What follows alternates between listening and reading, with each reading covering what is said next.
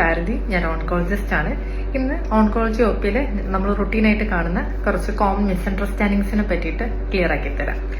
ഇപ്പൊ പേഷ്യൻസ് പലപ്പോഴും നമ്മളെ അടുത്ത് വരുന്ന പേഷ്യൻസ് പറയുന്ന കാര്യം ഇതാണ്, എന്താണ് ഇത്ര വൈകി വന്നതെന്നൊക്കെ ചോദിക്കുമ്പോൾ അവർ പറയുന്നതെന്ന് വെച്ചാൽ മുന്നേ കുറെ സ്കാനുകൾ എടുത്തിരുന്നു, സ്കാനുകളെല്ലാം നോർമൽ ആയിരുന്നു, അതുകൊണ്ട് പിന്നെ അതേ പ്രശ്നം നിലനിന്നിട്ടും അത് കുഴപ്പമില്ല, വേറെ എന്തെങ്കിലുമൊക്കെ ആയിരിക്കും എന്ന് കരുതിയിട്ട് അവർ പിന്നെ ഡോക്ടറെ അടുത്ത് പോയില്ല.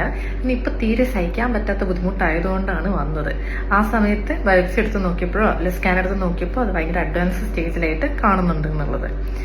അപ്പം നമുക്ക് എല്ലാവർക്കും ഉള്ളൊരു കോമൺ മിസ്അണ്ടർസ്റ്റാൻഡിംഗ് ആണ്, തുടക്കത്തിൽ തന്നെ ഏതെങ്കിലും ഒരു ബുദ്ധിമുട്ട് നമ്മൾ ഹോസ്പിറ്റലിലോ അല്ലെങ്കിൽ ലാബിലോ പോയി കഴിഞ്ഞാൽ ചെറിയൊരു സ്കാൻ എടുത്ത് കഴിയുമ്പോൾ അത് നോർമൽ ആണെന്ന് കരുതുമ്പോൾ നമ്മൾ വിചാരിക്കും ഓക്കെ ഇത് ക്യാൻസർ അല്ല, ഇതിന് അങ്ങനെയുള്ള ബുദ്ധിമുട്ടുകളൊന്നുമില്ല, ഇത് വേറെ എന്തോ ചെറിയ പ്രശ്നമായിരിക്കും എന്ന് കരുതി നമ്മൾ റിലാക്സ് ചെയ്ത് ആ പ്രോബ്ലമേ ഇഗ്നോർ ചെയ്യും.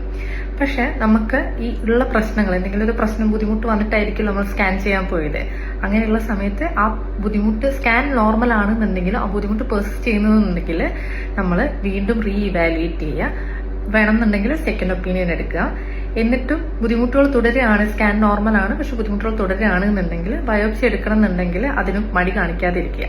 കാരണം പലപ്പോഴും വളരെ ഏർലി സ്റ്റേജ് ക്യാൻസേഴ്സിനകത്ത് സ്കാൻ CT ആയാലും ശരി, MRI ആയാലും ശരി, ഈവൻ പെറ്റ് സ്കാൻ ആണെന്നുണ്ടെങ്കിൽ, നമ്മൾ ഫുൾ ബോഡി സ്കാൻ എന്നൊക്കെ പറയാറില്ലേ, ഭയങ്കര വിലപിടിപ്പുള്ള പെറ്റ് സ്കാൻ ആണ് പോലും ഉണ്ടെങ്കിലും ഏർലി സ്റ്റേജിലാണെന്നുണ്ടെങ്കിൽ പലപ്പോഴും ക്യാൻസർ ഡിറ്റക്ട് ചെയ്യാൻ പറ്റില്ല, പിക്കപ്പ് ചെയ്യാൻ വളരെ ബുദ്ധിമുട്ടാണ്, വളരെ വളരെ തുടക്കത്തിലാണെന്നുണ്ടെങ്കിൽ.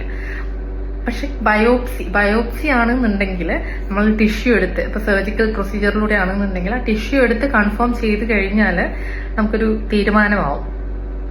പിന്നെ പല ഇതിലും ചിലപ്പോൾ വായിലൊക്കെ ആണെന്നുണ്ടെങ്കിൽ പലപ്പോഴും നമ്മൾ കാണുന്നതെന്ന് പറഞ്ഞാൽ ഓറൽ കാവിറ്റി ക്യാൻസേഴ്സിലൊക്കെ ചിലപ്പോൾ കറക്റ്റ് സൈറ്റിൽ നിന്ന് ബയോപ്സി എടുത്തില്ല എന്നുണ്ടെങ്കിൽ അത് ക്യാൻസർ ആണെന്നുള്ളത് ഡിറ്റക്ട് ചെയ്യാൻ ബുദ്ധിമുട്ടായിരിക്കും. അപ്പം നിങ്ങൾക്ക് ഈ സിംറ്റംസ് പെർസിസ്റ്റ് ചെയ്യുന്നുണ്ടെങ്കിൽ റീഇവാലുവേറ്റ് ചെയ്യാൻ, സ്കാൻ നോർമൽ ആണെന്നുണ്ടെങ്കിൽ ബയോപ്സി നോർമൽ ആണെന്നുണ്ടെങ്കിൽ അത് വീണ്ടും റീഇവാലുവേറ്റ് ചെയ്ത് മൾട്ടിപ്പിൾ ബയോപ്സി എടുക്കുന്നതിന് മടിച്ച് നിൽക്കരുത്. കാരണം എപ്പോഴും ക്യാൻസർ തുടക്കത്തിൽ ട്രീറ്റ് ചെയ്ത് കഴിഞ്ഞാൽ അതിന്റെ ഔട്ട്കം വളരെ ബെറ്റർ ആണ്, ഈവൻ ക്യൂറബിൾ ആണ്.